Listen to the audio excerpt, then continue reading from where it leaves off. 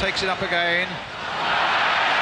Phelan gets in, Robson gets it away, here's Giggs, Hughes up ahead of him, some terrific movement by both sides, and Hughes, the flag stays down.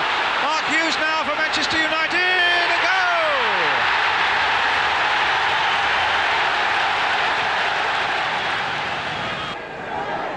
Stewart getting it away. Robson tangling with Samways. Samways the guilty man, so the linesman said, but the referee gave it the other way, and suddenly Naeem's in the clear. Now can he finish it off? He's got Lineker. Saved! Dury! 1-1. Good work by Pallister. Until he's brought down by Stewart, being called. Now Stewart's already been booked. He's already got a yellow card. Now, will this be a red card now for Paul Stewart? It's a red card for Paul Stewart, sent off. Well, if you look at that, he hardly touched Pallister if he did. Clayton Blackmore, popped on by Robson! Brian Robson heads in what could well be the winner.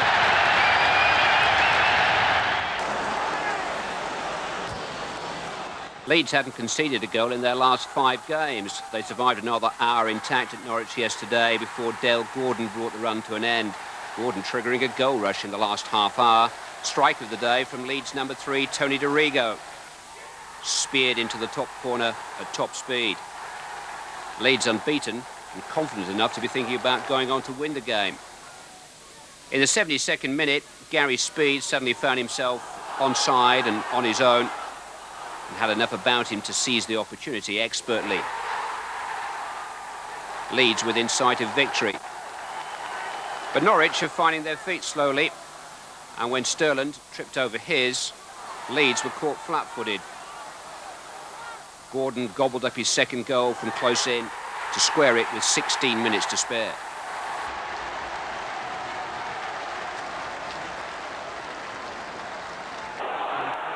George Graham's £2.5 million outlay on Ian Wright's been repaid to the tune of 4 goals in 2 games, plus an assist, which helped David Rocastle continue his rehabilitation down at Southampton and set Arsenal on the way to a convincing victory.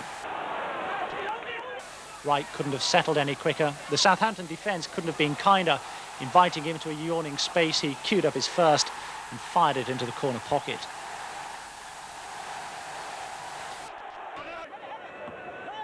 Soon afterwards, Alan Smith caught them square again, and Wright caught them cold. Never really any doubt who had their angles correct. Neat little side foot for number 2.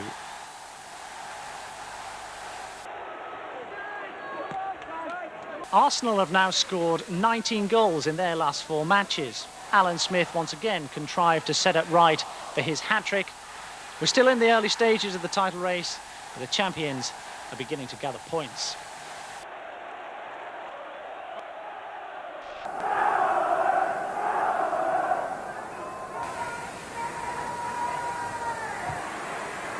Hill pointing this quickly forward into the Oldam half of the field for on to Michael Hughes' pass. Adrian Heath. Johnson at his back. Hughes again. Pointing is still forward. Mexon looking for Brightwell. Cut out by Milligan. Curls run it back. Niall Quinn. Gary Mexon. Quinn again. David White. Mexon's going on. White doesn't need him. 19 minutes gone. David White opens the scoring for Manchester City.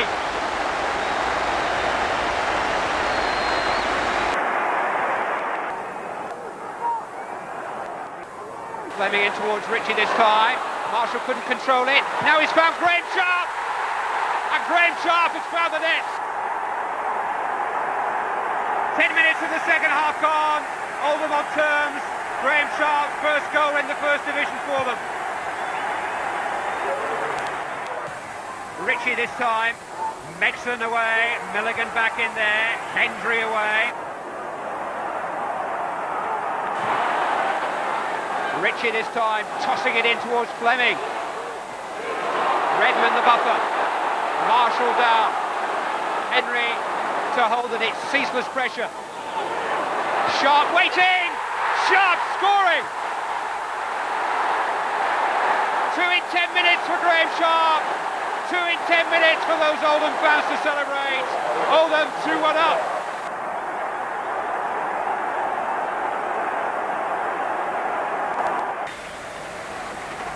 Presumably teed this up for McMahon. The shot, great save from Woods, Houghton, and Liverpool take the lead. A great save initially from Woods, but Houghton followed up.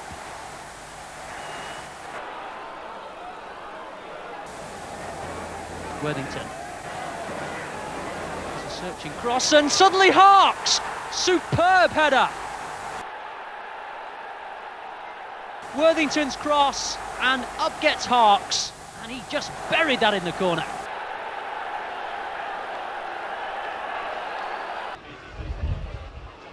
Everton in yellow, with 3 straight wins behind them, made a confident start at Chelsea.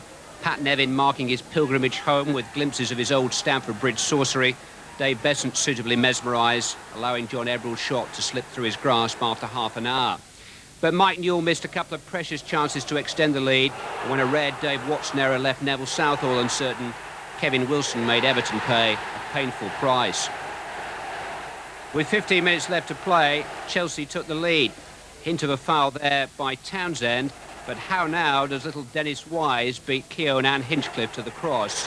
The question I dare say Howard Kendall is asking.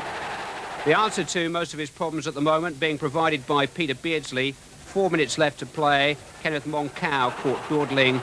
Beardsley's 8th goal in 6 games, worth a point. He was certainly worth $1 million, wasn't he?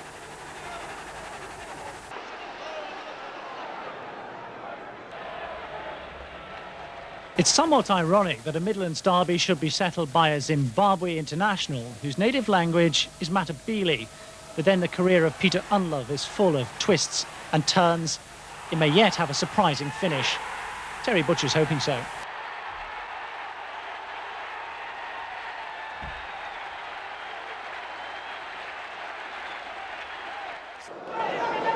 Throw in by Ryan for Wimbledon. Little flick. Oh, and danger here still. And Alan Cork's header has gone wide of the far upright. And this really is the last chance. We're in time added on. Sagers can't get there. Agana. Oh, it's gone a foot wide of the upright. Brian Gale had climbed in there. What a way that would have been to round off only his 2nd home appearance for his new club.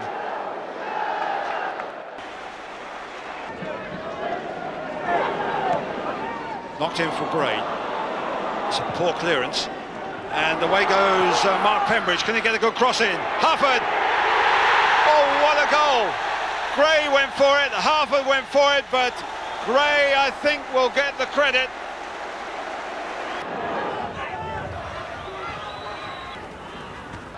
Draper trying to get it through, and Turner's brought down, and it's a penalty.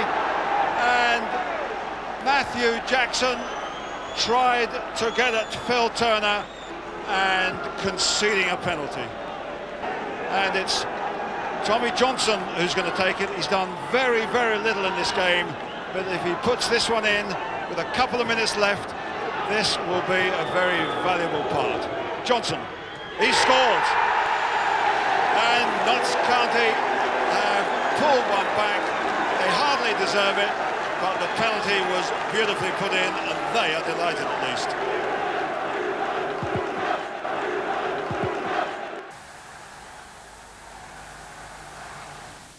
Ian Wright's replacement Marco Gabbiadini missed the game through injury, and Palace certainly missed him after Queen's Park Rangers threw off the cobwebs of their sluggish start to the season with a crisp Simon Barker opener after just 5 minutes. Andy Sinton's silky running created both the Rangers' goals, though Andy Gray looked to be waving him through when Sinton decided the fall might be a better option. Roy Wegley certainly couldn't argue and tucked the penalty neatly under Nigel Martin. The Steve Coppell's side certainly not one to kiss a game goodbye. 2 goals in 2 minutes were to follow. Mark Bright must feel almost lonely without Ian Wright. He slid in the first. Maybe he's just about to emerge from Wright's shadow. It was Andy Gray's thumping free kick that caught Jan Stejskal at odds with himself to set up a rousing finish from Stan Cullimore, pinching a point with just 7 minutes left.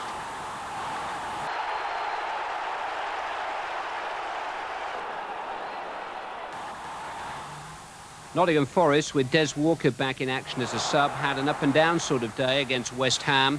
Up when Gaynor and Sheringham combined to tee up Ian Woan's first goal of the season after just 4 minutes. But down by half-time. Mike Small is a name high in the First Division scoring lists. West Ham paid Brighton less than £500,000 for him. Good business. Small in business again yesterday, swiveling to equalise. He then made the most of a cruel penalty award against Forest Steve Chettle on the stroke of half-time. Intent to handle? Well, the referee thought so. Small stepped up to guide the 8th goal of his season through Mark Crossley's despairing dive. There were 13 minutes remaining when Forest forced themselves level with Teddy Sheringham's first goal for them at the City Ground, before Colin Foster on his return to the City Ground inadvertently teed him up.